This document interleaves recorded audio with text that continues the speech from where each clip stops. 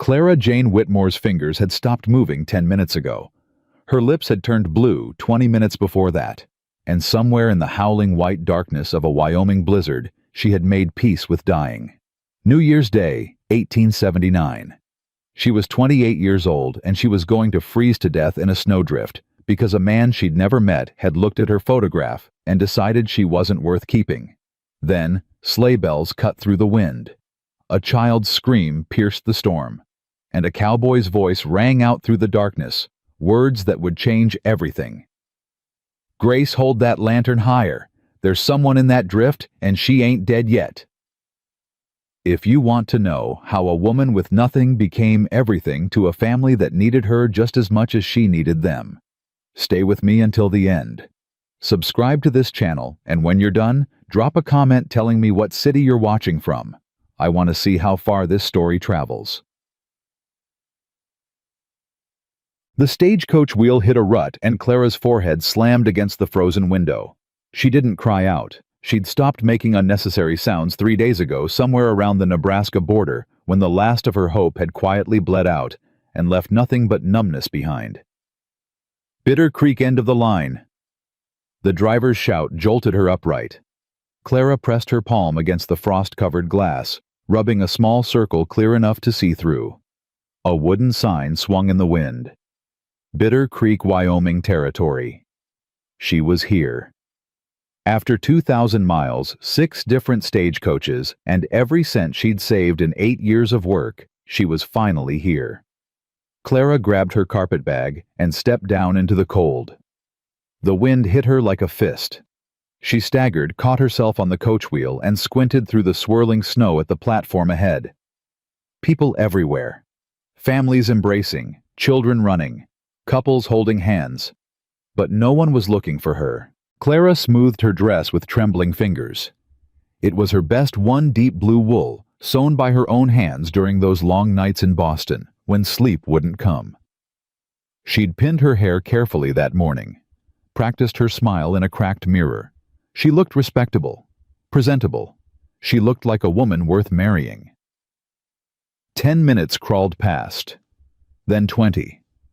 The platform emptied. The stagecoach driver finished his business and climbed back up to his seat. Clara watched him drive away, her stomach twisting tighter with every turn of the wheels. Where was Henry Holt, Miss Whitmore? Clara spun around. The man behind her wasn't Henry Holt. She knew that immediately. This man was younger, smoother, wearing a city suit that looked wrong against the rough Wyoming backdrop. His smile showed too many teeth. "I'm Virgil Crane." He extended a gloved hand. "I run the agency that arranged your placement." Clara didn't take his hand. "Where's Mr. Holt?" "Ah," Crane's smile flickered. "That's what I'm here to discuss. Perhaps somewhere warmer." Every instinct screamed at Clara to run. But where would she go? She had no money left, no contacts, no options. She followed him. The hotel parlor was small and overheated. A fire crackled in the hearth, but Clara felt nothing but cold. A man was already waiting. Heavy-set, red-faced, reeking of whiskey, even from across the room. He looked at Clara the way a rancher might look at livestock. "Miss Whitmore," Crane said smoothly, "this is Otis Burke. He's been assisting with arrangements." "Where is Mr. Holt?" Clara's voice came out sharper than she'd intended. "I came 2,000 miles to meet him. I have a contract." "About that contract." Crane settled into a chair, crossing his legs, like they were discussing the weather. "Mr. Holt has had a change of heart." The room tilted. Clara grabbed the back of a chair to steady herself. "What do you mean, a change of heart?" "He found your photograph misleading." Crane examined his fingernails. He was expecting someone younger, prettier. "But the photograph was taken 6 months ago. I haven't changed. I'm exactly what—" "You're exactly what he doesn't want." Crane's false warmth evaporated. "He's requested a full refund." Clara's legs wouldn't hold her anymore. She sank into the chair, her carpet bag falling to the floor with a soft thud. "I spent everything I had getting here," she whispered. Every cent. I can't go back. I have nothing to go back to. Yes, that is unfortunate. Crane pulled a folded paper from his jacket. However, your obligations to my agency remain. Transportation, correspondence services, placement fees. The total comes to $60. 60? Clara's voice broke. I don't have $60. I don't have 60 cents. I know you don't. Crane leaned forward, and his smile turned predatory. Which is why Mr. Burke has made a generous offer. Burke stepped closer. Clara pressed back in her chair, her heart hammering. Been looking for a wife? Burke said. His breath was foul. Crane says you need a husband. Way I see it, we help each other out. No. The word tore out of Clara before she could stop it. No, I won't. Won't what? Burke moved closer still. Won't take what you're offered. You ain't exactly got options, sweetheart. Clara stood so fast, her chair scraped against the floor. I said no. I'll find work. I'll pay the debt another way. I was a governess. I can teach. I can... With no references. Crane laughed softly. In a town this size, no one will hire you, Miss Whitmore. No one will even give you a room once they learn you're a debt dodger. I'm not a debt dodger. I never agreed to... You signed a contract. Crane stood blocking her path to the door. Until that debt is paid, you belong to me. Now we can do this the easy way. Clara grabbed her carpet bag and swung it at his head. Crane stumbled backward, cursing. Burke lunged for her. Clara ran. The cold hit her like a wall of knives. Clara plunged into it anyway, her boots slipping on the icy boardwalk, her carpet bag banging against her legs. Stop her! She didn't look back.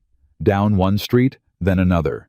Past the general store, the saloon, the church with its steeple piercing the gray sky.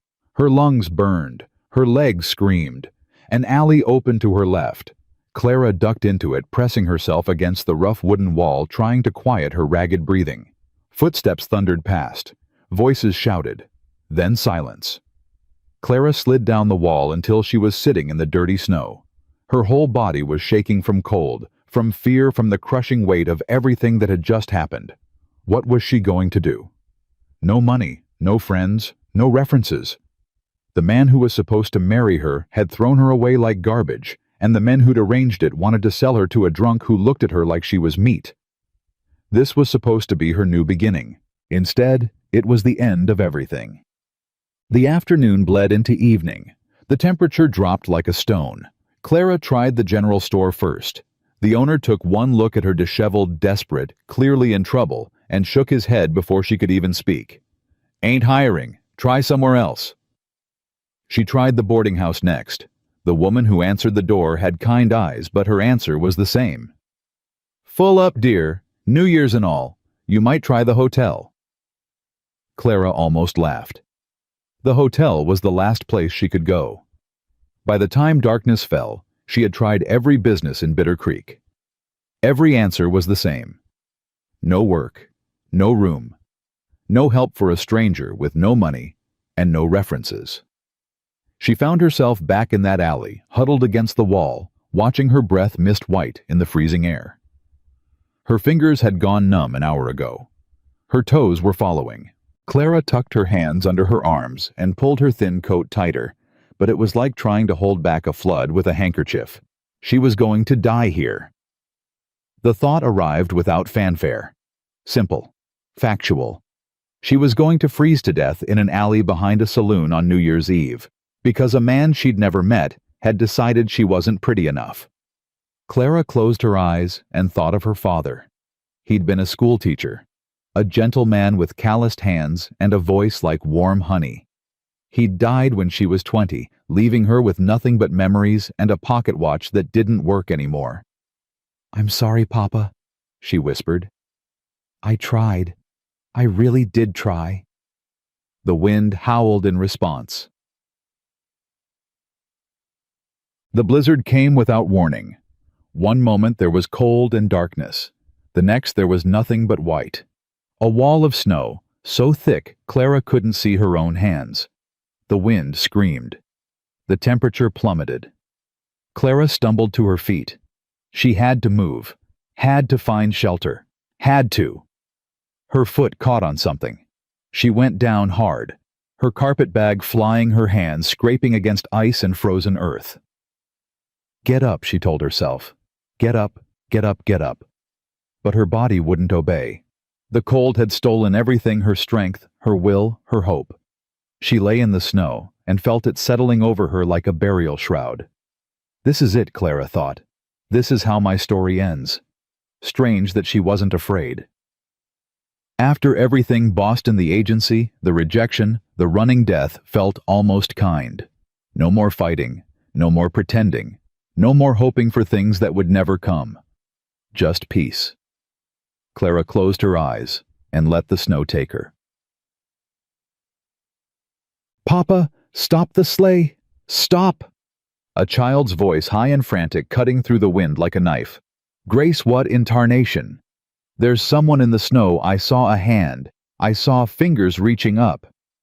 Clara heard the words from very far away, from the bottom of a well, from the other side of a dream.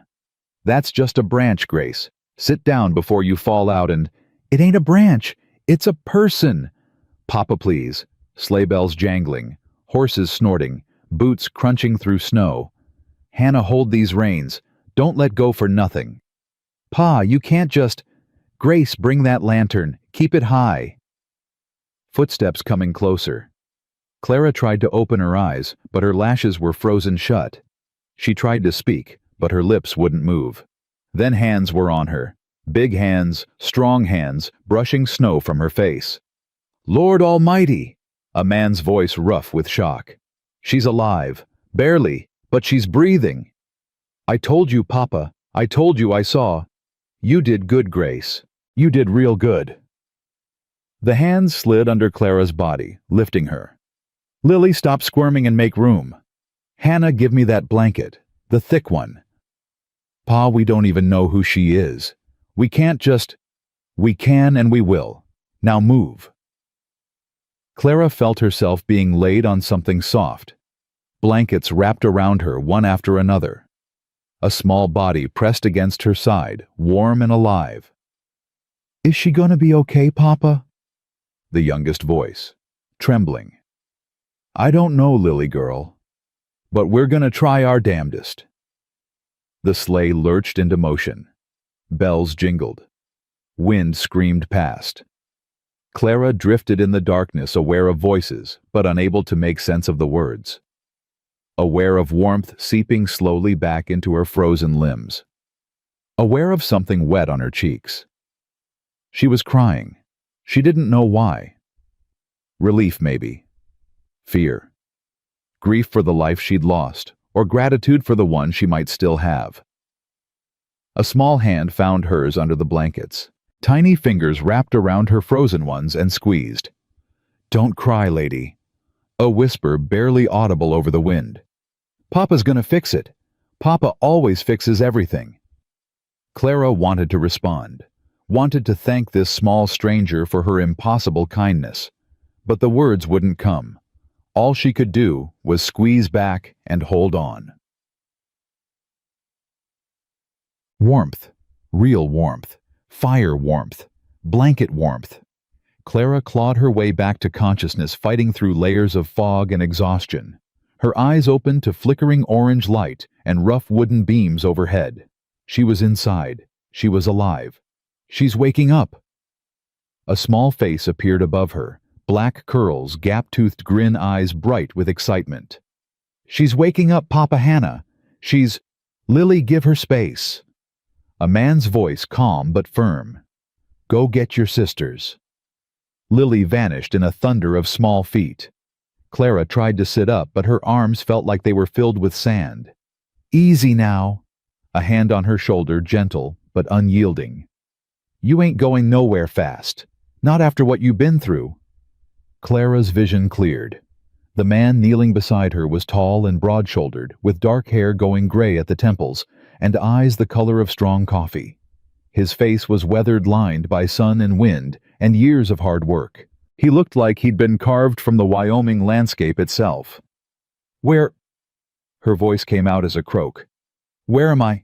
"Dalton Ranch, about 8 miles outside Bitter Creek." He reached for a cup on the nearby table. "Small sips. You're probably thirsty as hell, but take it slow." The water was cool and clean. Clara drank carefully, feeling it slide down her raw throat like mercy. "Thank you," she managed. "I don't know how to—" "Don't worry about that now." The man set down the cup and sat back on his heels. "Name's Samuel Dalton. Folks call me Sam. You already met Lily, she's the loud one. Grace is the one who spotted you in that drift. Saved your life, she did. And Hannah's the oldest." As if on cue, 3 girls appeared in the doorway. Grace came first. 8 years old, light brown hair, anxious eyes that hadn't left Clara's face since she'd entered the room.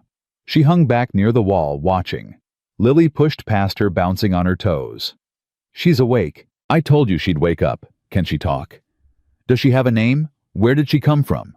Why was she—" "Lily." Sam's voice carried quiet authority. "Breathe." Lily clamped both hands over her mouth, but her eyes kept dancing. Hannah was last. 12 years old, honey blonde hair pulled back in a practical braid, arms crossed over her chest. She looked at Clara the way a ranch dog might look at a coyote, wary, suspicious, ready to defend her territory. "She shouldn't be here," Hannah said flatly. "Hannah, I'm just saying what we're all thinking, Pa. We don't know her. She could be anybody. She could be dead if we'd left her out there." Sam's voice didn't rise, but something in it made Hannah fall silent. "She's staying until she's well enough to travel. After that, we'll figure things out." Clara pushed herself up on one elbow. The room spun, then steadied. "I don't want to impose," she said. "If you could just tell me how to get back to town." "In this storm?" Sam almost smiled. "Ma'am, there's 3 feet of snow out there and more coming. Roads won't be clear for a week, maybe more. You ain't going anywhere." "A week?" Clara's heart clenched. "I can work," she said quickly. "I can cook and clean and help with whatever you need. I won't just sit here and be a burden." "Ain't nobody calling you a burden." Sam stood, his knees cracking. "Right now you rest. Get your strength back. Everything else can wait until morning." He herded his daughters toward the door. Lily went reluctantly, throwing excited glances over her shoulder. Grace followed quietly, her worried eyes lingering on Clara's face. Hannah didn't move. "Pa," Sam turned. "What?" "We've been doing fine on our own." Hannah's voice was tight, controlled. "We don't need nobody coming in, and that's enough." "But Pa—" "I said enough." Sam's tone left no room for argument. "Get your sisters fed and ready for bed. I'll be there directly." Hannah's jaw clenched.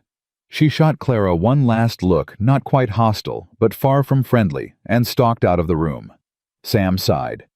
"Don't mind Hannah. She's had to grow up fast since her mama passed. She's protective of her sisters, of this family. Takes her a while to warm up to new folks." "Her mama?" Clara's chest tightened. "I'm sorry. I didn't realize." 3 years ago now. Fever took her fast." Sam's voice was steady, but something flickered in his eyes. "We've managed since then. Hannah's been a big help, maybe too big." He moved toward the door, then paused. "You got a name, ma'am. Seems only fair since you know ours." "Clara." Her voice was barely a whisper. "Clara Jane Whitmore." Sam nodded once. "Rest well, Miss Clara. We'll talk, come morning." The door closed softly behind him. Clara lay back against the pillows, staring at the ceiling, listening to the wind howl outside and the muffled sounds of a family settling in for the night. She was alive. Against all odds, against all logic, she was alive. And tomorrow? Tomorrow she would have to face the truth. Tell these people who she really was, what she'd done, why she'd been left to die in a snowdrift on New Year's Eve. But that was tomorrow. Tonight she was warm. She was safe. She was alive. For now, that would have to be enough. So, Clara slept in fits and starts, her dreams full of snow and screaming wind, and a hand reaching out of the darkness. She woke to gray light filtering through the window and the smell of coffee drifting from somewhere in the house. For a long moment, she just lay there taking stock of her body. Her fingers moved, her toes wiggled. Everything ached, but it was a dull ache now, not the sharp agony of frozen flesh. She was going to live. The door cracked open, and a small face peered through. "She's awake." Lily's voice could probably be heard in the next county. "Papa, she's—" "Lily." Sam's voice patient but weary. "What did I say about yelling? Not to do it in the house." Lily didn't look remotely sorry. "But, Papa, she's awake, and you said I could ask her name when she woke up, and she's awake, so—" "I heard you the first 3 times." Sam appeared behind his daughter, gently steering her out of the doorway. "Miss Clara, there's breakfast if you feel up to walking to the kitchen. If not, I can bring something in." Clara pushed herself upright. Her head swam, but only for a moment. "I can walk." She swung her legs over the side of the bed, then realized she was wearing a nightgown that didn't belong to her. Her cheeks flushed. My clothes—" "Hannah washed and dried them last night. They're on the chair there." Sam tactfully turned away. "Take your time. Breakfast ain't going nowhere." He disappeared down the hallway. Lily's excited chatter fading with him. Clara dressed quickly, her fingers fumbling with buttons that seemed too small for her still clumsy hands. The dress was her blue one, wrinkled now, but clean. Someone had even brushed the dirt from her boots.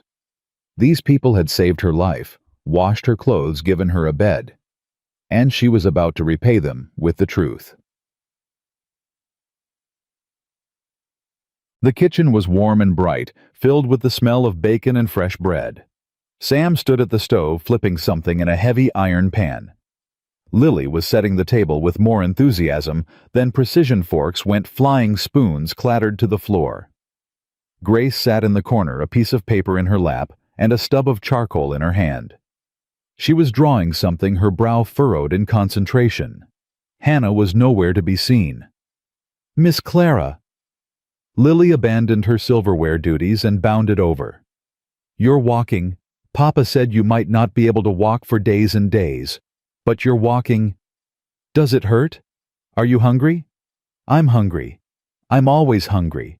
Papa says I eat like a ranch hand." "Lily." Sam's voice carried a warning. "I'm just asking questions." "You're asking 100 questions. Let the woman sit down." Clara couldn't help it. She smiled. It felt strange on her face, like wearing a garment that hadn't fit in years. But Lily's enthusiasm was impossible to resist. "I am hungry," Clara admitted. "And yes, it hurts a little, but I'm much better thanks to all of you." She took a seat at the table. Grace looked up from her drawing, met Clara's eyes for a brief moment, then quickly looked away. "That was very brave what you did," Clara said softly. "Spotting me in that storm. Your father said you saved my life." Grace's cheeks flushed pink. She shook her head, still not looking up. "She don't talk much," Lily supplied helpfully. "She's shy, but she draws real good. Show her Grace. Show her the one you did of the horses. Lily, let your sister be." Sam set a plate in front of Clara. Bacon, eggs, biscuits. More food than she'd seen in days. "Eat up, Miss Clara. You need your strength." Clara ate. She tried to go slowly, tried to mind her manners, but her body had other ideas. Before she knew it, the plate was empty, and she was reaching for a biscuit without thinking. "Sorry," she said, her cheeks burning. It's been a while since—" "Nothing to apologize for." Sam refilled her coffee cup. "A body's got to eat." The back door banged open. Hannah stomped in her boots crusted with snow, her face red from cold. "Horses are fed," she announced. "Chickens, too. Ice on the water troughs thick as my arm had to break it with the axe." "Good girl." Sam nodded approvingly. "Breakfast's ready." Hannah grabbed a plate and sat down at the far end of the table, as far from Clara as possible. She ate in silence, her eyes fixed on her food. The tension in the room was thick enough to cut. Finally, Sam cleared his throat. "Miss Clara, I reckon you've got a story to tell. About how you ended up half frozen in a snowdrift on New Year's Eve." Clara set down her coffee cup. This was it, the moment of truth. "I was a governess in Boston," she began slowly. "For 8 years I taught children from wealthy families. Reading, writing, arithmetic department." She paused, her hands tightening around the cup. "The last family I worked for, the Welleses, the husband. He wasn't a good man." Sam's expression didn't change, but something shifted in his eyes. "He made advances. I refused. He fired me and wrote a letter to every agency in the city saying I was—" Clara swallowed hard. "Saying I was immoral, that I had tried to seduce him." "That's a lie." Lily's voice was indignant. "You're not immortal. You're nice." "Immoral." "Lily," Hannah corrected quietly. "It means bad." "She's not bad either." "Lily." Sam's voice was gentle. "Let Miss Clara finish." Clara took a breath. "After that, no one would hire me. I couldn't get references, couldn't find work. I was running out of money, running out of options. So when I saw an advertisement for a mail-order bride agency, I thought—" She laughed bitterly. "I thought it was my chance at a new start." "Crane's agency," Sam said. It wasn't a question. Clara looked up sharply. "You know him. Know of him. Man's been investigated twice for fraud. Nothing ever stuck, he's careful, but everyone around here knows what he really is." Sam's jaw tightened. "What happened when you got here?" "The man I was supposed to marry, Henry Holt, he rejected me. Said my photograph was misleading. Said I wasn't." Clara's voice broke. "Wasn't what he ordered." At the stove, Hannah went very still. "Crane said I owed the agency $60. I don't have it. I don't have anything." Clara pressed her palms flat on the table to stop them from shaking. "He said if I couldn't pay, I'd have to marry someone else. A man named Otis Burke." The cup in Sam's hand cracked against the table. "Burke." His voice was flat, dangerous. "Otis Burke. Yes, do you know him? He used to work here." Sam's words came out like stones. "Fired him 2 years back for mistreating the horses, and for making comments about my wife that no man should make about another man's woman."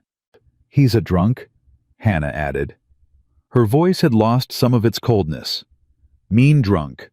Got arrested twice last year for starting fights at the saloon."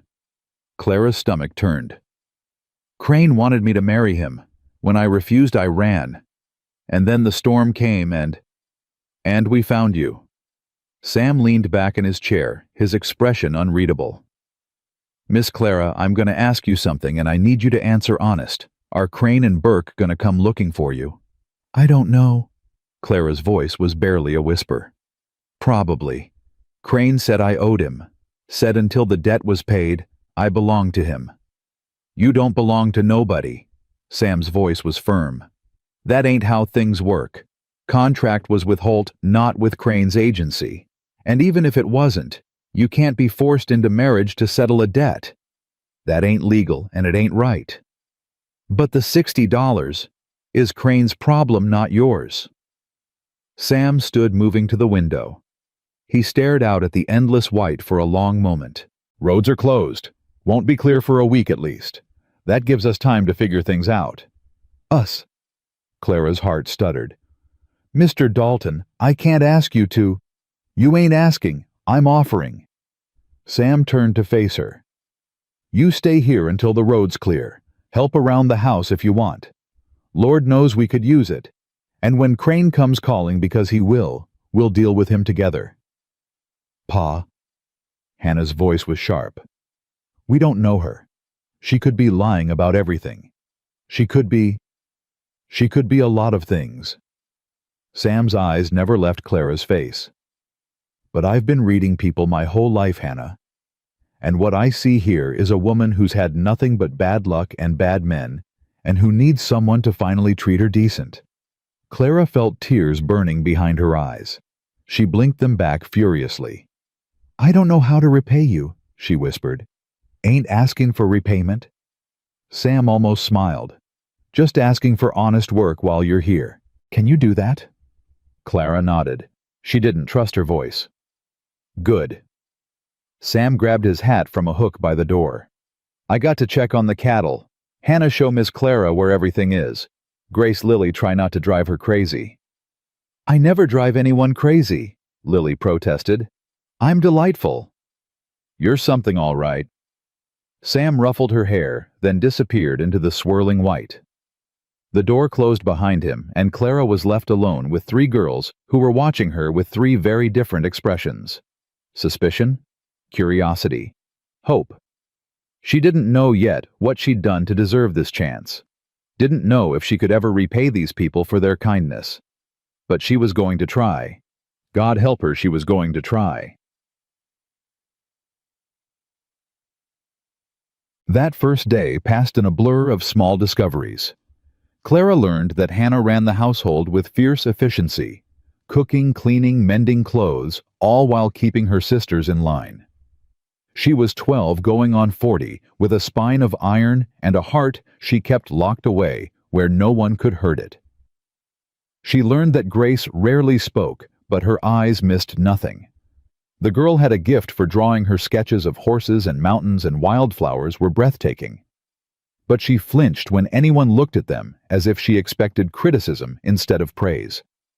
And she learned that Lily never stopped talking. Ever.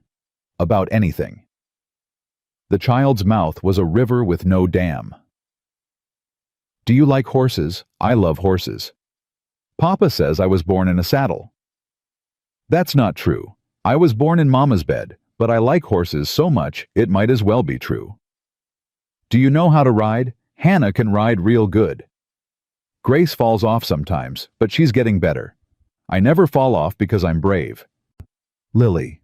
Hannah's voice was tired. "Give her a minute to breathe." "I'm not suffocating her. I'm just talking." Clara found herself smiling again. "I don't mind.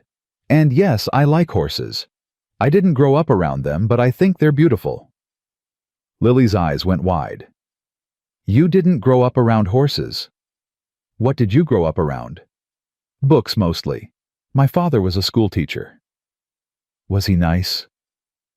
Clara's throat tightened. "Yes, he was very nice. My mama was nice too." Lily's voice dropped to something softer. "She died. Did your papa die?" "Lily." Hannah's face went red. "You can't just ask people. It's all right." Clara looked at Lily steadily. "Yes, my papa died. A long time ago. I miss him very much." Lily nodded solemnly. "I miss Mama too. Sometimes I can't remember her face real good, and that makes me sad. But Papa has a picture of her, and when I look at it, I remember again." Clara didn't know what to say to that. She reached out and squeezed Lily's small hand. "That's a good thing to do," she said softly, holding on to the memories. From across the room, Grace looked up from her drawing. For a moment, her eyes met Clara's. And just for a moment, something like warmth flickered there. Evening came early the way it does in winter. By 4 o'clock, the light was fading. By 5, the world outside the windows was nothing but darkness and swirling snow. Sam came in from the cold, stamping snow off his boots and hanging his coat by the door. His face was red, his beard crusted with ice, but he smiled when he saw the fire crackling and the table set for dinner. "Something smells good." "Miss Clara made stew," Lily announced. I stirred it." "She stirred it for about 30 seconds, Hannah corrected. "Then she got bored and went to play with the cat." "Stirring is helping." Sam caught Clara's eye and raised an eyebrow. She shrugged, a smile tugging at her lips. She did help. A little. They ate together around the wooden table. Sam at one end, Clara at the other, the three girls in between. The stew was simple beef and potatoes and whatever vegetables Clara had found in the cellar, but the girls ate like it was a feast. "This is good," Grace said quietly. It was the first full sentence Clara had heard from her all day. "It really is." Sam wiped his mouth with the back of his hand. "Been a while since we had anything this tasty." Hannah's jaw tightened. "My cooking's fine." "Your cooking is fine," Sam agreed. "But you're 12, Hannah. You shouldn't have to do everything around here." "Somebody has to." The words hung in the air, heavy with meaning. Clara saw Sam's face tighten, saw the guilt that flickered there before he masked it. "Well," he said quietly, "maybe now somebody can help." Hannah didn't respond. She just stared at her plate, her food untouched. After dinner, Sam sent the girls to get ready for bed. Lily protested loudly. Grace went without a word. Hannah lingered. "Pa, can I talk to you?" "Sure thing." Sam glanced at Clara. "Miss Clara, make yourself comfortable. There's tea in the cupboard if you want it." Clara retreated to the sitting room, but she could still hear their voices from the kitchen. "Pa, you can't just let some stranger stay here." Hannah's voice was fierce, desperate. "We don't know anything about her. We know she nearly died. That don't mean we can trust her." "Hannah." Sam's voice dropped low. "What's this really about?" A long pause. When Hannah spoke again, her voice was smaller, younger. "What if she stays? What if she... What if you... What if I what? What if you don't need me anymore?" Clara's chest ached. She pressed her hand against her heart, trying to ease the pressure there. "Hannah." Sam's voice was rough with emotion. "There ain't nothing in this world that could make me not need you. You hear me? You're my daughter. You're my right hand. That don't change just because someone new comes through the door. But Mama, your Mama's been gone 3 years, and every single day I wake up wishing she was still here, but she ain't, and wishing won't change that." A pause. "Miss Clara ain't trying to replace nobody. She's just a woman who needs help, same as we all need help sometimes. We've been doing fine without help." "Have we?" Sam's voice was gentle. "Hannah, you're 12 years old. You cook and clean and take care of your sisters and do half the ranch work besides. That ain't fine. That's too much. I should have seen it sooner." Silence. Then so quietly Clara almost missed it. "I don't want to forget her, Pa. I don't want us to forget Mama." "We won't. I promise you we won't." Clara heard the sound of movement, a chair scraping, footsteps. She quickly moved away from the doorway, settling into a chair by the fire, as if she'd been there all along. A moment later, Sam appeared. His eyes were red-rimmed, but his voice was steady. "Girls are getting ready for bed. Hannah's gonna show you to your room, the spare one down the hall. It ain't much, but it's warm and the bed's clean." "Thank you." Clara stood hesitating. "Mr. Dalton?" "Sam, I don't know how to..." "You don't need to say anything." Sam's voice was gruff. "Get some rest. Tomorrow's a new day." He turned and walked away, his shoulders carrying a weight that Clara was only beginning to understand. The spare room was small but comfortable. A narrow bed with a handmade quilt. A dresser with a wash basin. A window looking out at endless white. Clara sat on the edge of the bed, her carpet bag in her lap. Everything she owned was in that bag. 2 dresses. A hairbrush with missing bristles. Her father's pocket watch. Her mother's Bible.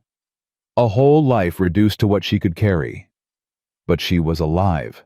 She had a roof over her head and food in her belly, and people who, for reasons she couldn't understand, had decided to help her. Maybe that was enough. Maybe that was more than she'd had any right to expect. A soft knock at the door made her look up. "Come in." The door opened slowly. Lily stood there in her nightgown, clutching a ragged stuffed rabbit. "I'm supposed to be in bed," she whispered. "But I wanted to say good night." Clara smiled. "Good night, Lily." Lily didn't leave. She stood in the doorway shifting from foot to foot. Miss Clara. Yes. I'm glad you didn't die. The words were so simple, so direct, so absolutely genuine, that Clara felt tears spring to her eyes. I'm glad too, she managed. Lily nodded solemnly. Then she crossed the room, wrapped her small arms around Clara's neck, and squeezed tight. Don't be sad, she whispered. Everything's gonna be okay. Papa always fixes everything. Clara hugged her back, breathing in the scent of soap and childhood innocence. I believe you, she said softly. I believe you. Lily pulled away, smiled her gap-toothed smile, and scampered out the door. Clara listened to her small feet padding down the hall. Listened to Sam's voice, gentle but firm, telling her to get into bed. Listened to the house settling into sleep. Outside, the wind still howled, the snow still fell. But inside Dalton Ranch, Clara Jane Whitmore was warm and safe, and for the first time in longer than she could remember, not alone. She lay back against the pillows and closed her eyes. Tomorrow she would start earning her place here. Tomorrow she would prove to Hannah that she wasn't a threat. Tomorrow she would face whatever came next. But tonight, she would rest. And for the first time in weeks, when sleep finally came, there were no nightmares. Only warmth. Only safety. Only the sound of a child's voice echoing in her heart. Papa always fixes everything. Maybe, Clara thought drowsily, maybe some things could still be fixed. Maybe she could still be fixed. Maybe this frozen beginning was really just the start of something new. The first week at Dalton Ranch passed like water through Clara's fingers, slow and fast all at once, each day blending into the next until she couldn't tell where one ended and another began. She woke before dawn every morning, her body still trained to the rhythms of a governess's life. But instead of dressing children for lessons and preparing schoolrooms, she found herself in the kitchen, learning the particular ways of this household. The stove was temperamental. Sam had warned her about that. She runs hot on the left side, cooler on the right. Martha always said she had a mind of her own. Martha, his dead wife's name spoken carefully, like handling something precious and fragile.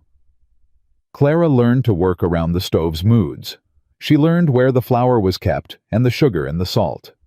She learned that Lily would eat anything put in front of her, that Grace preferred her eggs soft, and that Hannah would rather starve than admit she liked something Clara had made. But she ate it anyway, every last bite.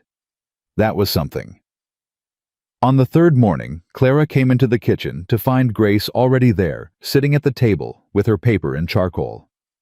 The girl looked up, startled, like a deer caught in lantern light. I'm sorry, Grace whispered. I didn't mean to. I can go. Stay. Clara kept her voice soft. Please, I'd like the company. Grace hesitated, then slowly settled back into her chair. She bent over her paper, her charcoal moving in quick, nervous strokes. Clara went about her work, quietly giving the girl space. She stirred the oatmeal, sliced bread, put coffee on to boil. That's beautiful.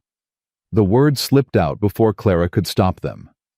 Grace had turned her paper slightly, and Clara caught a glimpse of the drawing a horse captured mid-gallop, its mane streaming like water in the wind. Grace's hand flew to cover it. It's not finished. It's still beautiful.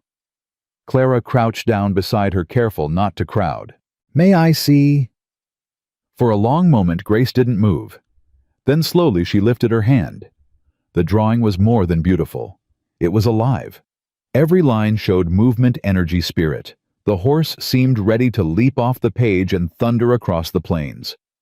Grace, Clara's voice was hushed. This is extraordinary. Where did you learn to draw like this? Nowhere. Grace's voice was barely audible.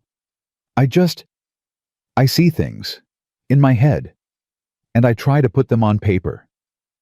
You do more than try. You succeed. Clara sat back on her heels. Does your father know how talented you are? Grace shook her head quickly. Papa's busy. He's got the ranch and us girls and he don't need to worry about silly drawings. They're not silly. Hannah says they are. Grace's voice dropped even lower. She says I should spend less time with paper and more time learning useful things, like cooking and mending and taking care of the house. Clara felt a flash of irritation followed quickly by understanding. Hannah was 12 years old, carrying the weight of a household on her narrow shoulders. Of course, she resented anything that looked like wasted time. "Can I tell you something?" Clara asked. Grace nodded. "When I was a governess, I taught many children from wealthy families. They had tutors for everything: music, languages, mathematics. But the ones who grew up happiest weren't the ones who learned the most useful skills." Clara paused, choosing her words carefully. "They were the ones who found something they loved and were allowed to pursue it." Grace's eyes widened. "Really? Really? Your drawings are a gift, Grace. Don't let anyone tell you otherwise." For the first time since Clara had arrived, Grace smiled. It was small, hesitant, like a flower opening after a long winter, but it was real. "Thank you, Miss Clara." "You're welcome." Clara stood smoothing her skirt. "Now how about you help me set the table? Your father will be in soon, and those brothers of yours eat like they've never seen food before." Grace laughed a soft, surprised sound, like she'd forgotten she knew how. It was the best thing Clara had heard in weeks. The routine of the ranch became familiar. Sam rose before dawn to tend the animals, his boots crunching through snow that seemed to never stop falling. The girls did their chores with varying degrees of enthusiasm, Lily bouncing through everything like a puppy, Grace moving quiet and careful, Hannah attacking each task like it had personally offended her. Clara found her own rhythm. Breakfast at 6, lunch at noon, dinner at 5.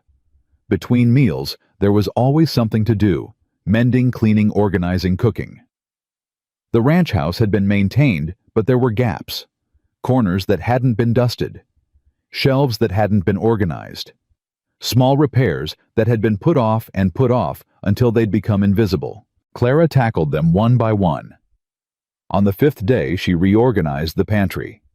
On the 6th, she mended a mountain of clothes that had been piling up in a basket for God knew how long. On the 7th, she scrubbed the kitchen floor until it shone. Hannah watched all of this with narrowed eyes. "You don't have to do all that," she said finally on the evening of the 7th day. "We've been getting by fine." Clara straightened, pressing a hand to her aching back. "I know you have. You've done an incredible job keeping this household running." Hannah's chin lifted. "Then why are you changing everything?" "I'm not trying to change everything. I'm trying to help." Clara chose her next words carefully. "Hannah, you've been carrying a load that would break most grown women. I'm not here to take over. I'm here to share the weight." "We don't need... Everyone needs help sometimes." Clara's voice was gentle but firm. "Even the strongest people. Even you." Hannah's jaw worked. For a moment, Clara thought she might argue, might storm off the way she did whenever the conversation got too close to something tender. Instead, she said, "The bread you made yesterday. It was good." Then she turned and walked away, her back straight and her shoulders stiff. But Clara smiled anyway. Coming from Hannah, that was practically a declaration of love. The storm finally broke on the 8th day. Clara woke to silence, no howling wind, no rattling windows, and for a moment she thought something was wrong. Then she pulled back the curtain and saw it. Blue sky. Actual blue sky, stretching endless and clear above a world buried in white. The sun hit the snow and turned everything to diamonds. It stopped. Lily's shriek could probably be heard in the next territory. "Papa! Papa, the storm stopped! Can we go outside? Can we build a snowman? Can we—" "Lily!" Sam's voice was patient, but weary. "The sun's barely up. Give a man a minute to drink his coffee." Clara dressed quickly and made her way to the kitchen. Sam was already there, standing by the window with a cup in his hands, staring out at the transformed landscape. "Beautiful, isn't it?" Clara said softly. Sam nodded. Martha always loved the first clear day after a big storm. Said it was like the world had been washed clean. Clara stood beside him, following his gaze. The snow stretched unbroken to the horizon, glittering in the early light. The roads will be passable in a few days, Sam said. Maybe sooner if the temperature holds. Clara's stomach tightened. The roads being passable meant she could leave. It also meant Crane could come. Sam. She turned to face him. I need to know what you're planning. About Crane, about Burke. I won't put your family in danger. You ain't putting anyone in danger. Sam's voice was steady. Crane and Burke, they're bullies. They prey on people who can't fight back. But you ain't alone anymore, Clara. And bullies don't do so well when their victims have friends. But the money is Crane's problem. Sam set down his coffee cup. I talked to Sheriff Hayes before the storm hit. Told him what happened, what Crane tried to do. Hayes ain't a fan of Crane, nobody decent is. He said if Crane tries anything, he'll have the full weight of the law on his side. Clara wanted to believe him. She wanted to believe that it could be that simple, that Crane would back down, that Burke would stay away, that this nightmare would just end. But she'd been disappointed too many times to trust hope. And if the law isn't enough? She asked quietly. Sam's eyes met hers. Something hard flickered there, something she hadn't seen before. Then I'll handle it myself. The words weren't a threat. They were a promise. And Clara realized with a start that she believed him. Thank you, she whispered. Sam nodded once, then turned back to the window. Storm's over. That means work. I need to check on the cattle, see what damage the cold did. You good here with the girls? I'm good. He grabbed his coat and hat and headed for the door. Then he paused his hand on the latch. Clara. Yes. You did good this week. With the house, with the girls. He didn't turn around. With everything. Then he was gone, the door closing softly behind him. Clara stood alone in the kitchen, the warmth of his words settling around her like a blanket. She'd done good. When was the last time anyone had told her that the clear weather held for 3 days? On the 4th day, Sam announced that the road to town was passable. I need supplies, he said over breakfast. Flour, sugar, some things for the animals. I'm taking the big wagon. Can we come? Lily bounced in her seat. Please, Papa. Please, please, please. I haven't seen anybody besides us in forever. And I'm gonna forget what other people look like and... Lily. Sam held up a hand. Breathe. Lily took an exaggerated breath. Can we come? Sam glanced at Clara. Something passed between them, a question, an understanding. The girls should stay here, Clara said carefully. It's still cold and the roads might be slick. I'll stay with them. Hannah's head snapped up. I don't need a babysitter. Nobody said you did. Clara kept her voice mild. But your father needs help with the wagon, not 3 extra passengers. I could help, Hannah insisted. I always help. I know you do. Sam's voice was gentle. And I appreciate it, Hannah. But this time, I need you to stay here and look after your sisters. Can you do that for me? Hannah's jaw clenched. For a moment, Clara thought she might argue, but then she nodded stiffly. Yes, sir. Sam stood gathering his coat and hat. At the door he paused and looked back at Clara. I should be back by nightfall. If I'm not, I know where the rifle is. A ghost of a smile crossed his face. Good. Then he was gone. Clara turned to find 3 pairs of eyes watching her. Well, she said brightly, what should we do today? Lily's hand shot up. Snowman. Grace whispered something too quiet to hear. Hannah just glared. Clara smiled. Let's start with breakfast. Then we'll see. The morning passed peacefully enough. Lily got her snowman, a lopsided creature with stick arms and a carrot nose that she declared the most beautiful snowman in all of Wyoming. Grace sat on the porch with her paper and charcoal sketching the white landscape with quick, sure strokes. Hannah stayed inside scrubbing pots with more force than strictly necessary. Clara let her be. Some walls took time to crumble. It was just past noon when they heard the horses. Clara was in the kitchen preparing lunch when the sound reached her. Hoofbeats coming fast. Too fast for a casual visitor. Her hands stilled on the knife she was holding. "Girls." She kept her voice calm. "Go upstairs." "But I'm hungry," Lily protested. "You said lunch was almost—" "Now, Lily." Something in Clara's tone must have reached her because Lily stopped bouncing. Grace had already risen from her chair, her face pale. "What's wrong?" Hannah appeared in the doorway, her hands still wet from dishwater. "Why do we have to—" "Hannah." Clara met her eyes. "Take your sisters upstairs. Lock the door. Don't come out until I say it's safe." Hannah's face went white, but she didn't argue. She grabbed Lily's hand and reached for Grace. "Come on." "But, come on." Clara heard their feet pounding up the stairs, heard the door slam, heard the lock click into place. She walked to the window and looked out. 2 riders were coming up the drive. Even from a distance, she recognized them. Virgil Crane, Otis Burke. Clara's heart hammered against her ribs.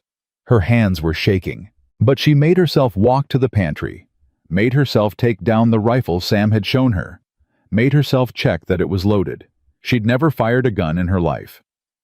But she'd learned things in the past week. Things about herself she hadn't known before. She would not let these men hurt this family. She would not. The riders stopped about 20 yards from the house. Crane dismounted, first, his movements smooth and confident. Burke followed, nearly falling as he swung down from his horse. Drunk.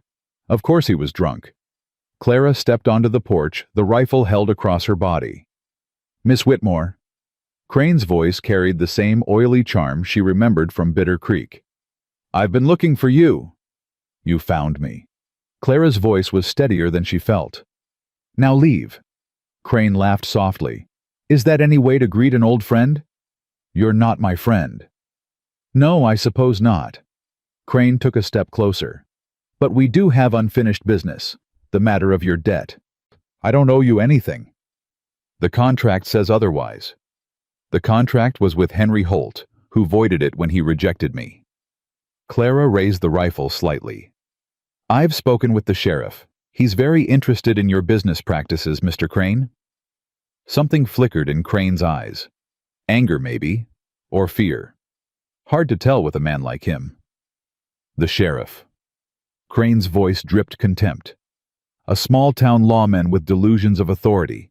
He can't touch me, Miss Whitmore. My business is perfectly legal." "Is it?" Clara's hands were sweating against the rifle stock. "What about the women you've trapped, the ones you forced into marriages with men like him?" She jerked her chin toward Burke. Burke stepped forward, his face flushed. "You watch your mouth, woman. You belong to me. Crane said so." "I don't belong to anyone." Clara's finger found the trigger. "And if you take one more step, I'll prove it." Burke stopped. He looked at the rifle, then at Clara's face. Whatever he saw there made him hesitate. "She's bluffing," Crane said smoothly. "A Boston governess with a rifle. She probably doesn't even know how to—" Clara aimed at the ground near Crane's feet and fired. The shot was deafening. Snow exploded in a white spray. Crane stumbled backward, his carefully composed face finally cracking. "The next one won't miss," Clara said. Her ears were ringing, her shoulder aching from the recoil, but her voice didn't waver. "Leave. Now!" Crane's mask slipped fully. The charming businessman vanished, replaced by something cold and ugly. "You'll regret this," he snarled. "You think you're safe here. You think Dalton can protect you. He's one man with a ranch to run and 3 children to raise. He doesn't have time to play guardian to some cast-off mail-order bride." "That's where you're wrong." The voice came from behind the barn.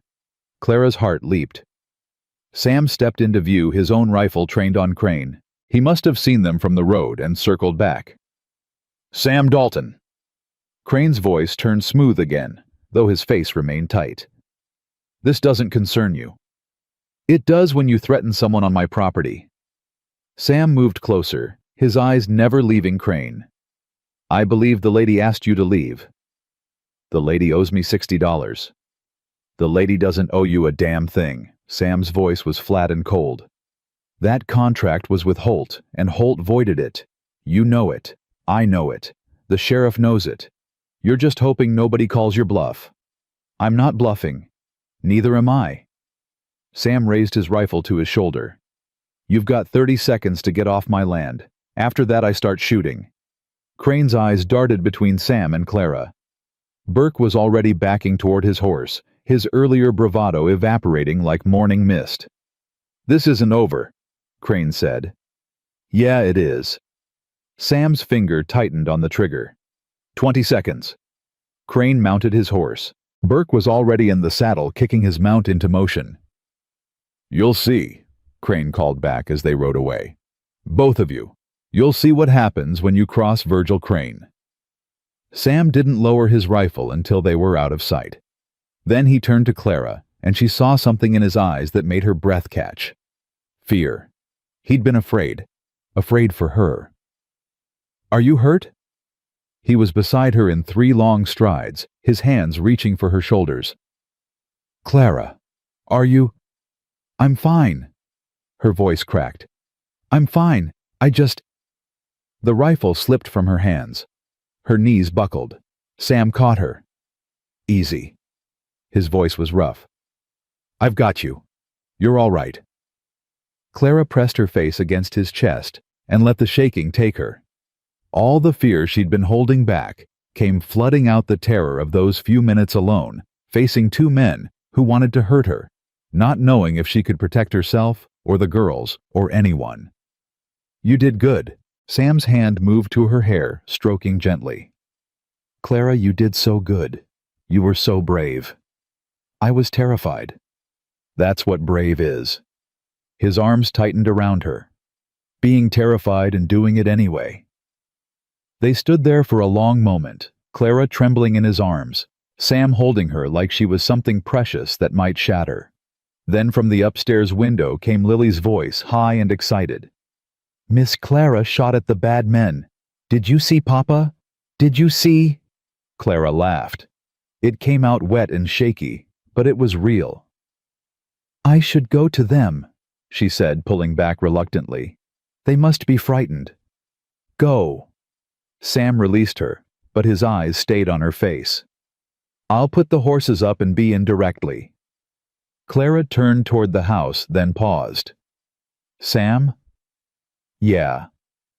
Thank you. For coming back when you did. His jaw tightened. I should have been here sooner. Should have known Crane wouldn't let things lie. You couldn't have known. I should have. He shook his head. Go on, the girls need you. Clara climbed the porch steps and went inside. Upstairs, she could hear Lily chattering and Grace's quiet murmurs, and Hannah's sharp voice trying to restore order. Her family. The thought stopped her cold. No, not her family.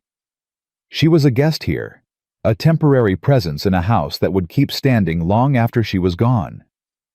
But as she climbed the stairs and opened the door to find 3 girls rushing toward her, Lily flinging herself at Clara's waist, Grace hovering close with anxious eyes, even Hannah standing near with something like concern on her face. Clara wondered if maybe, just maybe, temporary things could become permanent. If maybe broken people could find their way to wholeness. If maybe she'd finally found a place where she belonged. That night, after the girls were in bed and the house was quiet, Clara found Sam on the porch. He was sitting in the old rocking chair, staring out at the snow-covered fields. The moon was full, casting everything in silver light. Clara sat in the chair beside him. For a long moment, neither of them spoke. Thank you, she finally said, for what you did today, for everything you've done. You don't have to keep thanking me. Yes, I do. Clara turned to face him. Sam, you saved my life. You gave me a home when I had nothing. You stood between me and men who wanted to hurt me. I don't know how I'll ever—" "Stop." Sam's voice was quiet but firm. "You don't owe me anything, Clara. Not thanks, not gratitude, not obligation. What I'm doing isn't because I expect something in return." "Then why?" The question hung in the cold air. Sam was silent for a long time. When he finally spoke, his voice was rough. "Because I know what it's like to feel alone, to lose everything, and wonder if there's any point in going on." His eyes stayed fixed on the horizon. "When Martha died, I wanted to die too. I'd lost my wife and my children had lost their mother, and I couldn't see how anything would ever be right again." Clara's throat tightened. "But I kept going," Sam continued. "Because of the girls. Because they needed me. And slowly, day by day, the weight got a little lighter. Not gone. Never gone. But lighter." He finally turned to look at her. "When I saw you in that drift, I saw someone at the end of their rope. Someone who'd given up. And I thought, maybe I could do for you what the girls did for me. Give you a reason to keep fighting." Clara felt tears sliding down her cheeks. She didn't wipe them away. "You did," she whispered. "You gave me that." "Good." Sam's voice cracked on the word. That's good." They sat in silence as the moon rose higher and the temperature dropped and the stars wheeled overhead. And Clara thought about endings and beginnings and how sometimes the worst moments of your life could lead you exactly where you needed to be. "Sam?" "Yeah. I'd like to stay. Not just until the roads are clear, not just until Crane gives up." She took a breath. "I'd like to stay as long as you'll have me." Sam turned to look at her. In the moonlight, his face was unreadable. "Clara, I'm not asking for anything you're not ready to give," she said quickly. "I know we barely know each other. I know there are 100 reasons why this doesn't make sense, but I feel more at home here in 2 weeks than I've felt anywhere in 10 years, and I think maybe I could be useful. Maybe I could help. Maybe—" "Clara." Sam's hand found hers in the darkness. His fingers were rough and warm. "Yes." She blinked. "Yes. Yes, you can stay. As long as you want. For as long as you need." Clara's heart was pounding so hard she was sure he could hear it. "Thank you. Stop thanking me." But he was almost smiling. "And Clara, yes. You're not just useful. You're not just help." His hand tightened on hers. You matter. To the girls. To this place." A pause. "To me." Clara couldn't speak. Couldn't breathe. Could only sit there in the silver moonlight holding onto the hand of a man who'd pulled her from a snowdrift and given her back her life. "We should go in," Sam said finally. "It's cold." "Yes." But neither of them moved. Not yet. They sat together on that porch, watching the stars, and for the first time since she'd arrived in Wyoming, Clara let herself hope. Not for safety. Not for survival. For something more. Something that felt dangerously like happiness. 2 weeks passed since Crane's visit, and the ranch settled into something that felt almost normal. Clara woke each morning before dawn, started the coffee, and had breakfast ready by the time Sam came in from his first rounds. The girls did their chores with less complaining than before, even Hannah, though she still watched Clara with those guarded eyes. But something had shifted. Clara could feel it in the small things. The way Grace would show her drawings without being asked. The way Lily sought her out for hugs and stories. The way Hannah sometimes forgot to be hostile and almost smiled before catching herself. And Sam. Sam looked at her differently now. Longer glances across the dinner table. His hand brushing hers when she passed him coffee. The way he said her name softer than before, like it meant something. Clara tried not to read too much into it. Tried not to let hope run away with her heart. She'd been disappointed too many times. But still, when their eyes met across the kitchen, and he smiled that quiet smile, she felt something warm bloom in her chest. It was a Thursday morning when everything changed. Clara was kneading bread dough, her arms aching in that good way that came from honest work when Lily burst through the back door. Miss Clara, come quick!" Clara's hands stilled. "What's wrong?" "It's Hannah." Lily's face was pale, her eyes wide. "She fell in the barn. She's crying, and she won't get up, and there's blood and—" Clara was moving before Lily finished speaking. She found Hannah in the horse stall, crumpled against the wall, her face twisted in pain. Blood soaked through her sleeve, dark and spreading. "Hannah!" Clara dropped to her knees beside her. "What happened?" "Stupid horse." Hannah's voice was thin, strained. "Spooked and knocked me into the rail. I tried to catch myself, but—" She held up her arm. A deep gash ran from her elbow to her wrist, the edges ragged and angry. Clara's stomach lurched, but she kept her voice calm. "Grace, go get clean cloths from the kitchen, the ones in the drawer by the stove. Lily, find your father. He's in the north pasture. Go now." Both girls ran. "It's bad, isn't it?" Hannah's voice shook. She was trying to be brave, but Clara could see the fear in her eyes. "I can't feel my fingers right. Something's wrong." "Let me see." Clara gently took Hannah's arm, examining the wound. It was deep, too deep. She could see muscle beneath the torn skin. This needed a doctor. "We need to get you to the house," Clara said. "Can you stand?" "I think so." Clara helped her up, keeping pressure on the wound with her own hand. Hannah leaned against her, her face gray. "I'm sorry," Hannah whispered. "Don't be sorry. Accidents happen." "No, I mean—" Hannah stumbled, and Clara caught her weight. "I mean, I'm sorry for how I've been. For being mean to you. For—" "Hannah." Clara stopped turning to face her. "We can talk about that later. Right now I need you to focus on walking. Can you do that?" Hannah nodded, her jaw tight. They made it to the house just as Sam came running from the north pasture, Lily clinging to his back. "What happened?" His voice was sharp with fear. "Hannah, let me see." "It's deep," Clara said quickly. "She needs a doctor." Sam's face went white when he saw the wound, but his hands were steady as he examined it. "She's right. This needs stitching, and I ain't got the skill for it." He looked at Clara. "I'll take her to town. Doc Morrison's been the physician there for 20 years. He'll fix her up." "I'll come with you." "No." Sam shook his head. "Someone needs to stay with Grace and Lily. They're scared."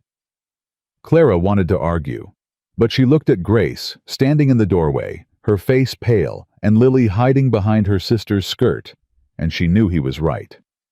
"Go," she said. "Hurry." Sam lifted Hannah into his arms like she weighed nothing. "I'll be back as soon as I can." "Papa?" Hannah's voice was small. "I'm scared." "I know, baby girl." Sam's voice cracked. "But you're going to be fine, I promise." He carried her to the wagon. Clara watched them go, her heart in her throat, until they disappeared down the road. Then she turned to the two girls still standing in the doorway. "Come inside," she said gently. "Let's get you both something warm to drink." The hours crawled by. Clara kept Grace and Lily busy as best she could. She made hot chocolate. She played games. She read stories. But nothing could shake the fear that hung over the house like a storm cloud. Grace didn't draw. She sat by the window watching the road, her hands twisting in her lap. Lily couldn't stop talking. What if Hannah dies? People die when they lose blood. Mrs. Patterson's husband died from losing blood. What if Hannah? Hannah's not going to die. Clara pulled Lily onto her lap. "The doctor will stitch her up and she'll be home before you know it." "Promise." Clara hesitated. She didn't want to make promises she couldn't keep. "I promise your father is doing everything he can," she said finally. "And that's what matters." Lily buried her face in Clara's shoulder. I don't want Hannah to die. I know she's bossy and mean sometimes, but I don't want her to die. She's not going to die, sweetheart. But Mama died. The words hit Clara like a blow. That was different, she said softly. Your mama was sick. Hannah's just hurt. It's not the same thing. How do you know? Clara didn't have an answer for that. She just held Lily tighter and prayed she was right. It was nearly dark when the wagon finally appeared on the road. Grace saw it first. They're back.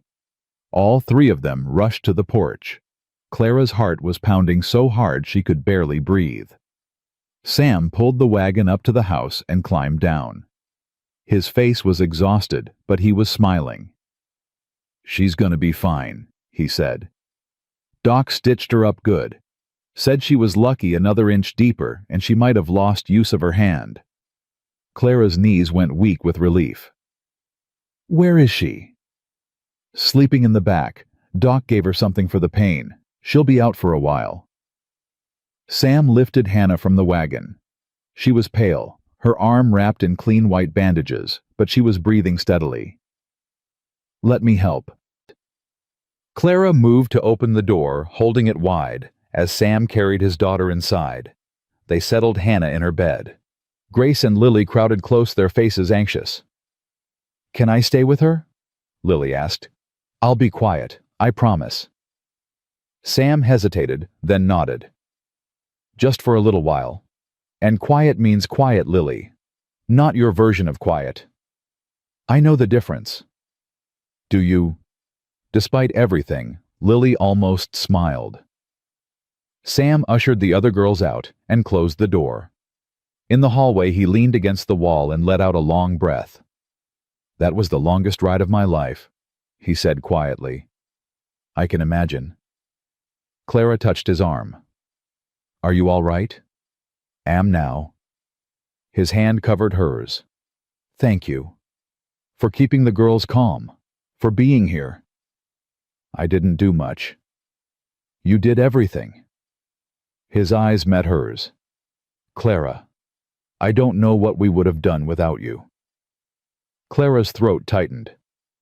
You would have managed. You've been managing for 3 years.